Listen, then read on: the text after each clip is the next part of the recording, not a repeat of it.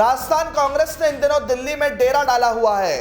अग्निपथ योजना के विरोध से लेकर राहुल गांधी से ईडी की पूछताछ तक कांग्रेसी दिल्ली में डटे हुए हैं। इसी बीच एक बार फिर सूबे के मुखिया अशोक गहलोत दिल्ली पहुंच गए हैं।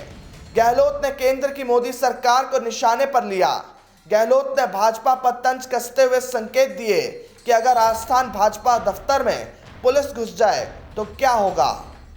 गहलोत ने यह भी कहा कि अभी प्रधानमंत्री नरेंद्र मोदी और गृह मंत्री अमित शाह के नजदीकी मित्र और सलाहकार उन्हें सही सलाह नहीं दे रहे हैं। आप भी सुनिए कि आखिर सीएम गहलोत ने दिल्ली में क्या कुछ कहा। टारगेट है तो है, जहाँ जहाँ सोच ही फासिस्टी हो वहाँ ऐसे ही होता है। 13 को मैं मांगा टाइम सीबीआई के डायरेक्टर साहब से और ईडी के डायरेक्टर साहब से, सीबीडीटी के। मुझसे मिलने में क्या हर्ज है।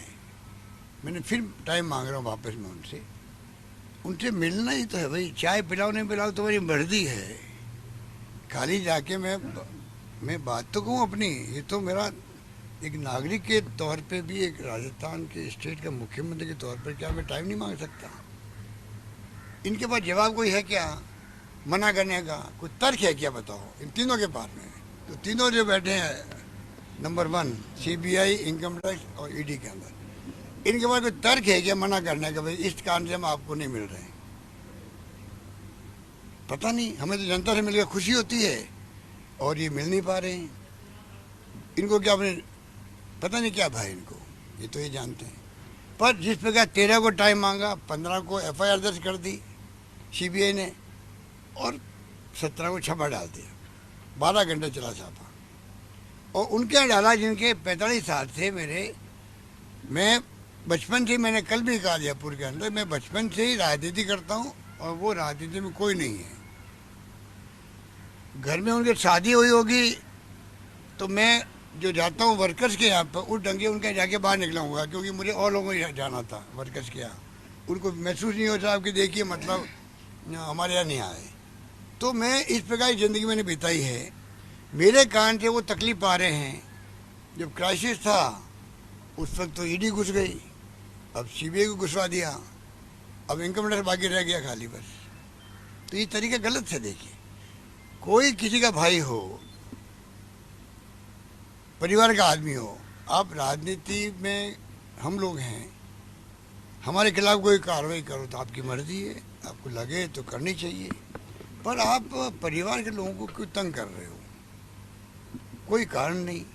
और कोई केस है 15 साल पुराना मामला, तो वो केस चल रहा है गुजरात के अंदर। पर ये मेरे कारण से तकलीफ आए मेरे परिवार के लोग, तो मुझे भी अच्छा नहीं लग रहा है और आम लोगों को भी अच्छा नहीं लग रहा है। पता नहीं मोदी जी को, अमित शाह जी को क्या लग रहा होगा, तो वो जाने। सर, कल शाम को राष्ट्रपति से भी मिलने का कार्यक्रम है आप कांग्रेस के नेताओं का। वो तो हम सब कांग्रेस लीडरशिप तय करेगी, हम जाके बातचीत करेंगे उनसे। राजस्थान से भी बड़ी मात्रा में कार्यकर्ता और मंत्री लोग आएंगे सर कल। वो तो सभी राज्यों से कहीं कम कहीं ज़्यादा आ रहे लोग आएंगे, कि वो तो एकजुटता दिखा रहे हैं। पर देखिए आप, कितनी बड़ी बात है कि कोई तरह की वॉयलेंस नहीं हुई दिल्ली के अंदर। वॉयलेंस कर रही है तो सरकार कर रही है हमारे ऊपर, उल्टी गंगा बह रही है यहाँ पर। वॉयलेंस आंदोलन हम कर रहे हैं और वॉयलेंस पुलिस कर रही है हमारे ऊपर, अन्याय कर रही है, अत्याचार कर रही है, उत्पीड़न कर रही है।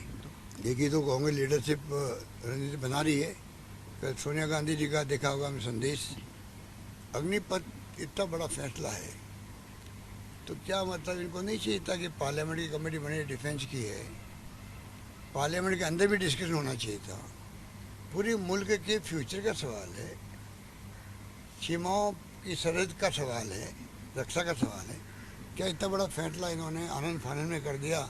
जब नोटबंदी की थी मोदी जी ने, उसी प्रकार कर दिया फैसला।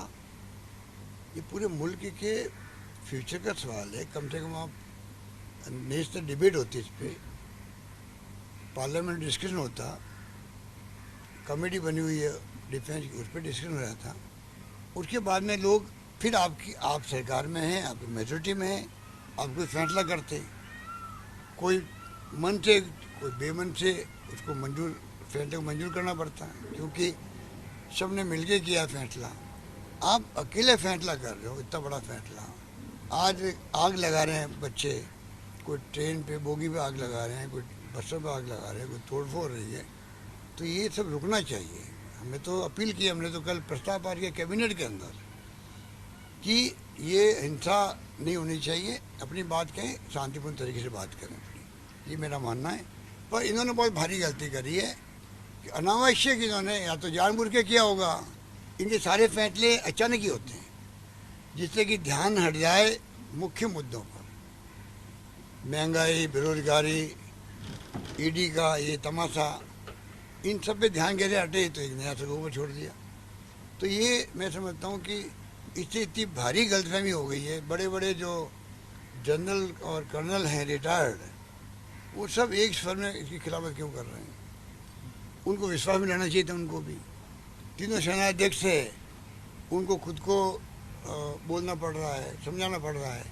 अब जो समझा रहे हैं, आज कैबिनेट सेक्रेटरी ने तमाम देश के चीफ सेक्रेटरीज थे और डीजी पुलिस से बात करी है और उनको समझाया गया कि साहब ये इसमें स्कीम हमारी है।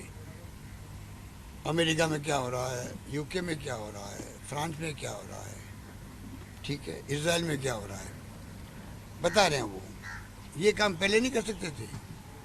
अगर ये काम पहले करते तो आपको खुद को डिबेट में मालूम पड़ता भी कि पार्लियामेंट के अंदर सब पढ़ के आ रहे हैं, समझ के आ रहे हैं, रिसर्च करके आ रहे हैं, अपनी बात कह रहे हैं, उसके बाद में आप फैसला करते। आज फैसला सुना रहे हैं, वो बता रहे हैं, एक्सप्लेन कर रहे हैं, उसकी जरूरत नहीं थी, पहले कर देते वो। तो ये बहुत भारी गलती की इन्होंने, बहुत भारी चूक हुई इनसे। उसी का खामियाजा देश भुगत रहा है। पूरे देश में आग लगी हुई है जो नहीं लगनी चाहिए थी।